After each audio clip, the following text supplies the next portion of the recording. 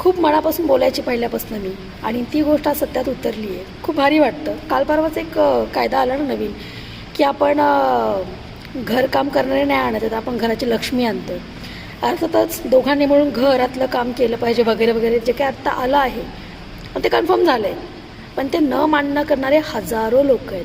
कारण आता घरात त्यांना करावं लागेल ना काम. मी पहिल्यापासून हेच म्हणायची की तुम्हाला 2 हात आहेत, डोकं आहे, डोळे, हात पाय सगळंच आहे, मग तुम्ही तुमचं काम करू शकता ना. का तुम्ही एखाद्या स्त्रीला राबवताय? पिढ्यानपिढ्या तिच्यावरती लादलं गेलं आहे. बाई म्हणजे घरात मोलकरणीचं काम करते, चूल आणि मूल, तिला कशाला शिक्षण हवं आहे, तिने कशाला बाहेर पडायचं, तिने कशाला स्वतःची स्वप्न रंगवायची, मी कमवतोय ना. पण आत्ता उलटं झालं ना, ती कमवते पण ती घरातलं पण करते. पण तुमचं असं नाही ना, आम्ही फक्त कमवतोय. अरे मी त्याच लोकांना बोलते जे दोघंजण काम करतात. बिनकाम इथे येऊन नाक खुपसायचं नाही माझ्यासमोर की हां तू नको आम्हाला शिकवू. मी शिकवणार मी. कारण कसं आहे माहिती आहे का, कळेल ना तुम्हाला सकाळी किती वाजता उठावं लागतं, घरातलं कसं सगळं आवरावं लागतं. आणि हे स्वप्न आहेत, स्वप्न पूर्ण करण्यासाठी आम्ही पण झटतोयच ना, पण आम्ही दोन्ही बाजू सांभाळतोय, घरकाम आणि बाहेरचं पण. तसं तुम्ही पण करा ना, मग तुम्हाला कळेल की आम्ही एवढं का चिडचिड करत होते किंवा का एवढी मरमर करत होते. आणि मी तर म्हणते बरं झालं कायदा आला आहे, करावंच लागेल ना. नाही केलं तर मग कायदा आम्ही हातामध्ये घेऊच. आम्ही कुठं म्हणतोय की सगळंच करा, थोडंफार तर करायलाच पाहिजे ना तुम्ही.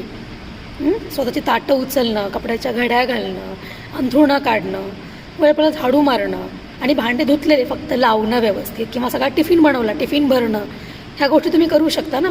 मी बोलते आहे तर मला आता मदत करायला सुरुवात केलेली आहे, कायदा म्हणून नाही, खूप पहिल्यापासून.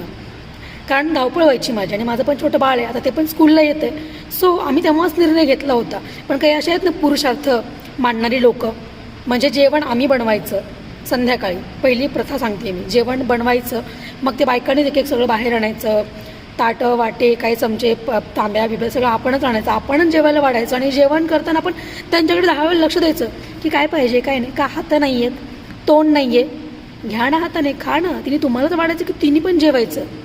आणखीन पण बऱ्याच घरामध्ये ह्या प्रथा आहेत, बऱ्याच. मी तर म्हणते जेवण बनवण्याला लावा त्यांना कामाला. पाण्याच्या बॉटल्स घे, ताटं वाटी चमचा पराती घेऊन जा बाहेर, कांदा लिंबू चिरायला सांगा त्यांना. तुम्ही जेवण बनवून थकता ना, हे कामं त्यांना सांगा. नाही तर बिनधास्तपणे कायदा हातामध्ये घ्या. हो खरं बोलते ना, म्हणूनच टोचते ना, टोचू द्या. प्रयत्न करा की कायदा हातात नाही घेतला पाहिजे तुमच्या घरच्या लक्ष्मीने, मोलकरीने नाही. पटलं तर नक्की शेअर करा.